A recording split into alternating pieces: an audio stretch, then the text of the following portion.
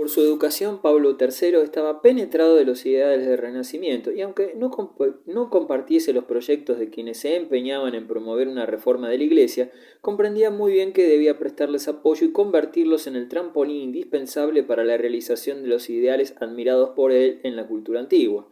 No dejaba de tomar en consideración las dificultades que sobrevendrían, tampoco ignoraba que sería preciso sostener una lucha prolongada y dura para llevar a buen término la suspirada reforma.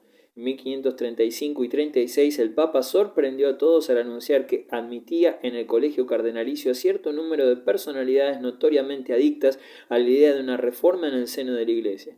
La mayoría de ellos pertenecientes al oratorio del amor divino.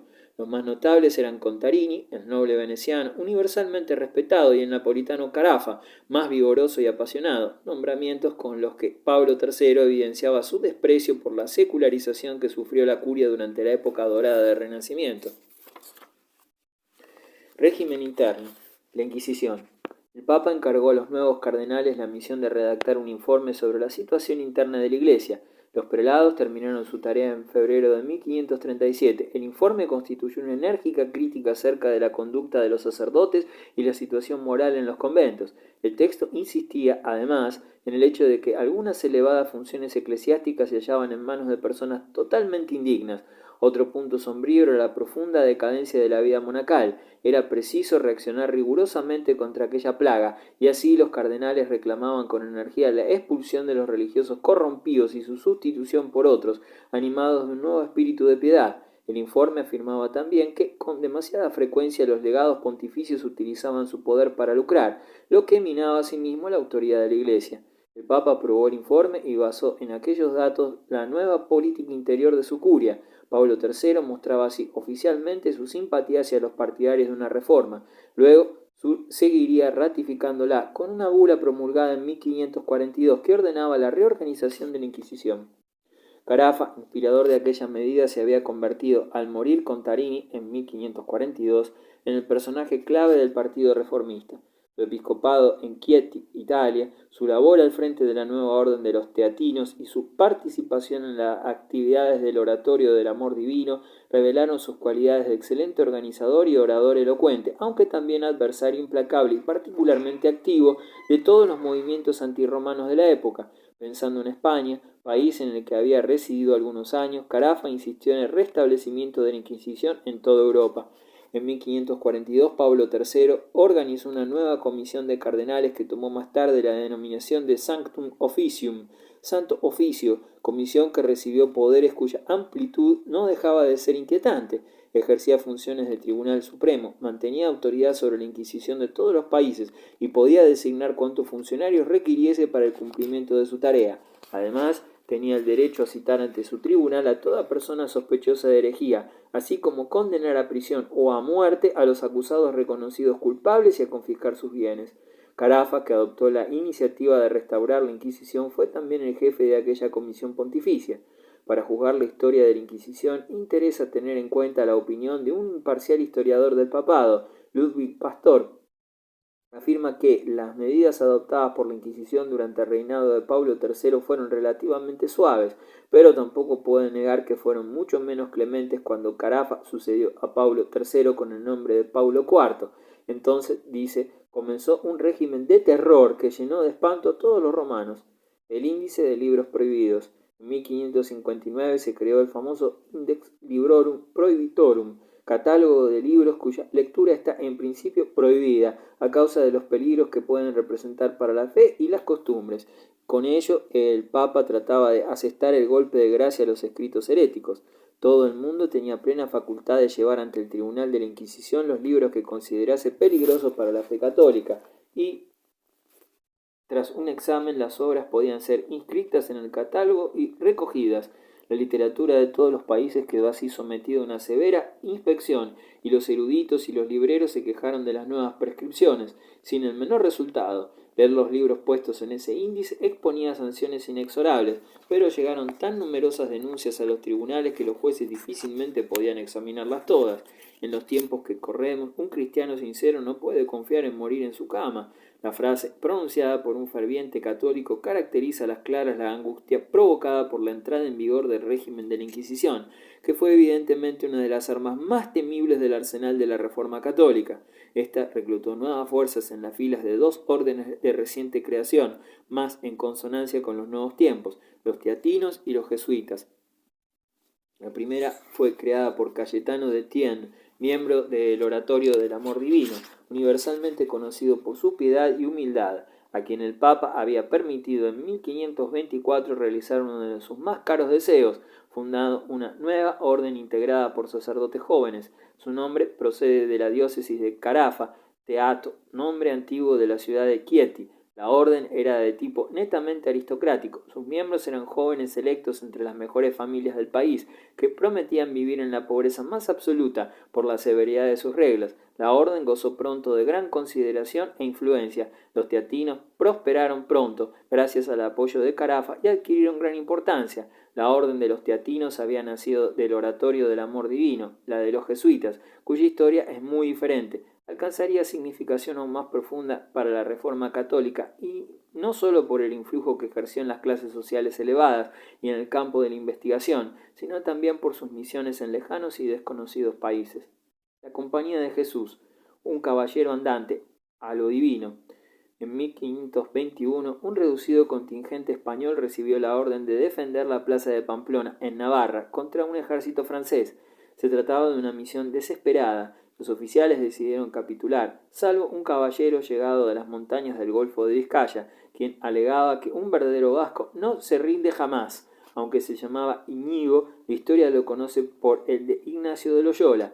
Pronunció un ardiente discurso a sus hermanos de armas, los arrastró consigo y combatió en la brecha con intrepidez hasta que fue herido en la pierna derecha. Ignacio se derrumbó y Pamplona con él. Ignacio de Loyola tenía entonces unos 30 años. Ex paje de un ilustre personaje de la corte de Fernando el Católico, había aprendido en ella a ser perfecto caballero y hombre de mundo. Aficionado a los libros de caballería, soñaba con realizar grandiosas hazañas por la secreta dueña de su corazón, probablemente la alegre princesa francesa Germana de Foix, con la que Fernando se había casado años después de la muerte de Isabel la Católica. Su platónica exaltación no le impedía correr alegres aventuras. Los franceses, vencedores en Pamplona, admiraron tanto heroísmo de Loyola que le devolvieron la libertad y lo enviaron al castillo de su padre, donde Íñigo hubo de sufrir penosas operaciones para recobrar el uso de su pierna herida, lo que no impidió que ésta quedara medio paralizada y desde entonces hubiera de andar con ayuda de un bastón. Durante el prolongado periodo de enfermedad y convalecencia, Ignacio trató de distraer su dolor y sus forzados ocios con la lectura. Pidió un libro de caballería, pero tal género de novelas no abundaba en aquellas regiones apartadas, donde sólo había leyendas hagiográficas y un texto piadoso sobre la vida de Cristo. Aunque a disgusto, Loyola empezó a leer. Luego, sin que él mismo se percatara de ello, aquellas narraciones empezaron a apasionarle. Puesto que la carrera de las armas le resultaba ya prohibitiva, soñaba con hacer algo que superara la caridad de los santos Francisco de Asís y Domingo de Guzmán, dispuesto a renunciar al mundo, a cambiar la espada por el bordón y convertirse en caballero andante de Dios. Su vida pasada solo le inspiraba desprecio.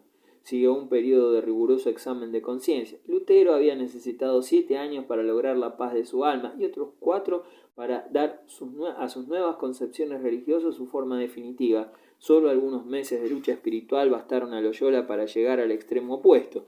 Desde entonces su resolución fue inquebrantable. Se sometería por entero e incondicionalmente a la autoridad de la Iglesia.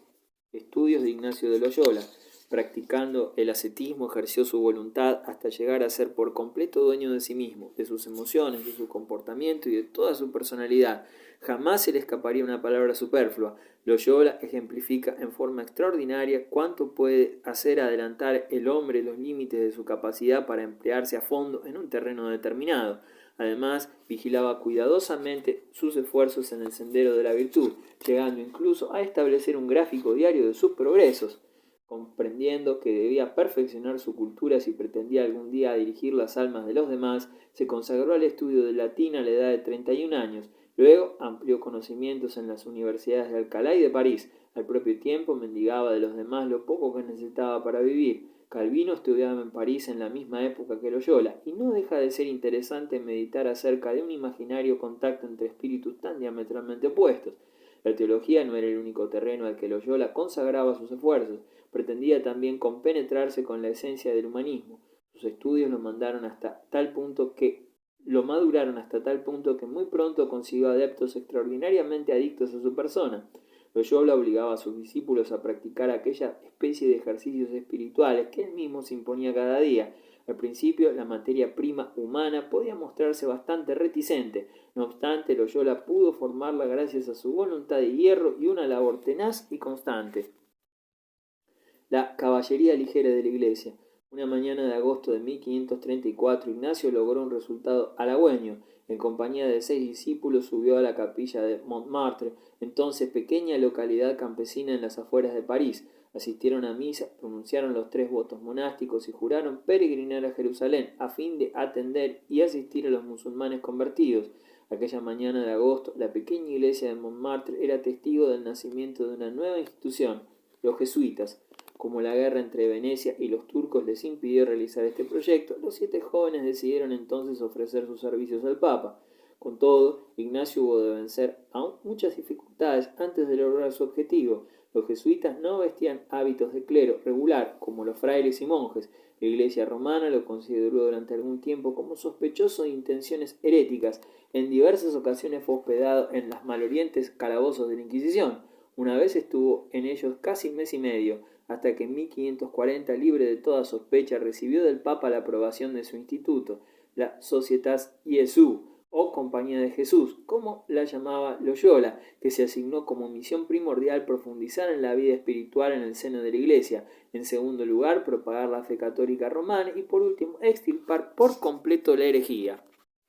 La Compañía de Jesús no es una congregación de monjes pacíficos, sino una orden militante, como afirmaba el propio Ignacio. Constituyen un ejército, su fundador es un guerrero y su tarea la lucha por la gloria de Dios, ideal que abrazaba Ignacio de Loyola con el mismo fuego que a su más temible enemigo, Juan Calvino, a la mayor gloria de Dios. Tal era la divisa que compartían por igual el general de los jesuitas y el gran reformado, ad majorem Deo gloriam, AMDG. Tales fueron las siglas o anagramas de la compañía. La orden está organizada de la manera militar. La dirección suprema estriba en un general cuyo deber es ayudar al Papa en calidad de consejero y colaborador, con dignidad vitalicia y habilitado para trasladar o expulsar a su voluntad de los miembros de la institución. Loyola, primer general de la compañía, se mostró muy severo en la elección de aspirantes, ya que entonces se necesitaban hombres inteligentes, de carácter dócil y complexión robusta. En consecuencia hubo muchos llamados y pocos elegidos, y en ellos se distinguieron los jesuitas de la mayoría de las demás congregaciones religiosas de la época, ya que éstas acogían prácticamente al primero que llegaba. La gente murmuraba, los demás órdenes pescan con red, los jesuitas con caña. La obediencia integral, el deber primordial de los jesuitas era y es la obediencia, y nadie la ilustró mejor que Loyola. En la práctica se mostraba inflexible sobre ese punto. Así, en cierta ocasión que un jesuita de noble familia le diera a entender que desearía una habitación más espaciosa que el estrecho aposento que le estaba asignado, Ignacio ordenó que otros 3 miembros de la congregación se acomodaran junto a él. La víctima hubo de resignarse. Aún en la actualidad, un jesuita no puede publicar una sola línea sin autorización de sus superiores, y ningún libro escrito por un jesuita puede ser editado antes del nihil obstat oficial de la propia orden. Se debe obediencia al general de la compañía, tanto como al Papa, pues los jesuitas profesan inquebrantable fidelidad a la Santa Sede. Sus enemigos suelen aludir a ellos como la Guardia Negra del Papa, burla que consideran un título honorífico. La misión de la Compañía de Jesús en épocas de apostasía, como en el siglo XVI, fue sostener a la Santa Sede por todos los medios posibles. Desde que fue nombrado general hasta su fallecimiento en 1556, Ignacio no salió de Roma, permaneciendo junto al Papa y manejando todos los hilos de su organización. Beatificado algunos años después de su muerte, su recuerdo sobrevive en tradiciones que lo enaltecen como profeta y taumaturgo.